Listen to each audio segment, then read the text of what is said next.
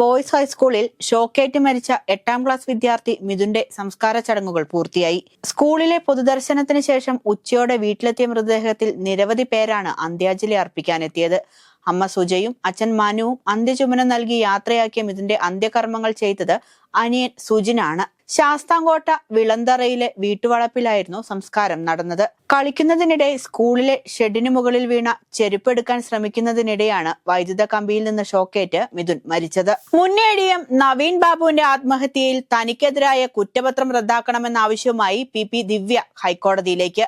ദിവ്യക്കെതിരായി ചുമത്തിയ കുറ്റം നിലനിൽക്കില്ലെന്ന് ദിവ്യയുടെ അഭിഭാഷകൻ അഡ്വക്കേറ്റ് K വിശ്വൻ പറഞ്ഞു. നവീൻ ബാബു കൈക്കൂലി വാങ്ങുന്നതിന് സാധൂകരിക്കുന്ന തെളിവുണ്ട്. തെറ്റുപറ്റിയതായി നവീൻ ബാബു പറഞ്ഞതായി കളക്ടർ K അരുൺ വിജയന്റെ മൊഴിയും കുറ്റപത്രത്തിലുണ്ട്.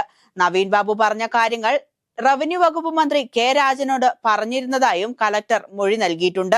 വടുതലയിൽ അയൽവാസി തീ കൊളുത്തിയതിനെ തുടർന്ന് പൊള്ളലേറ്റ ദമ്പതികളുടെ നില ഗുരുതരം. വടുതല ഫ്രീഡം നഗർ സ്വദേശിയായ ക്രിസ്റ്റഫറും ഭാര്യ മേരിയുമാണ് സ്വകാര്യ ആശുപത്രിയിലെ തീവ്രപരിചരണ വിഭാഗത്തിൽ ചികിത്സയിൽ കഴിയുന്നത്.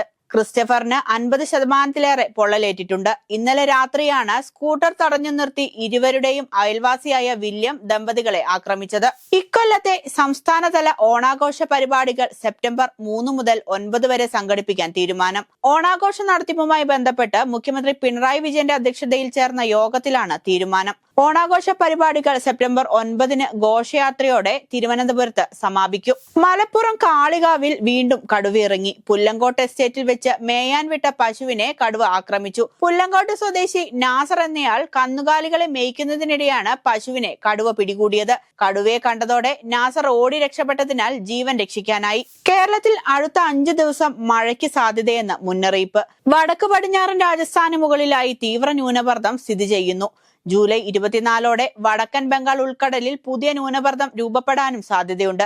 ജൂലൈ 19 മുതൽ 21 വരെ അതിശക്തമായ മഴയ്ക്കും സാധ്യതയെന്ന് കേന്ദ്ര കാലാവസ്ഥാ വകുപ്പ് അറിയിച്ചു. തമിഴ്നാട് മുഖ്യമന്ത്രി MK സ്റ്റാലിന്റെ സഹോദരനും മുൻ മുഖ്യമന്ത്രി M കരുണാനിധിയുടെ മകനുമായ MK മുത്തു അന്തരിച്ചു.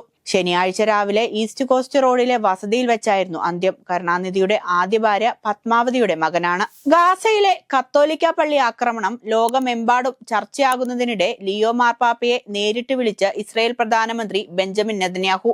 പള്ളി ആക്രമണത്തിൽ അമേരിക്കൻ പ്രസിഡന്റ് ഡൊണാൾഡ് ട്രംപ് നെതന്യാഹുവിനെ വിളിച്ച് അതൃപ്തി അറിയിച്ചതിന് പിന്നാലെയാണ് നെതന്യാഹു മാർപ്പാപ്പയുമായി ബന്ധപ്പെട്ടത്. നെതന്യാഹുവിനോട് സംസാരിച്ചപ്പോൾ മാർപ്പാപ്പ ഗാസയിൽ വെടിനിർത്തൽ കൊണ്ടുവരണമെന്ന് ആവശ്യപ്പെട്ടതായി വത്തിക്കാൻ പ്രസ്താവനയിലൂടെ അറിയിച്ചു.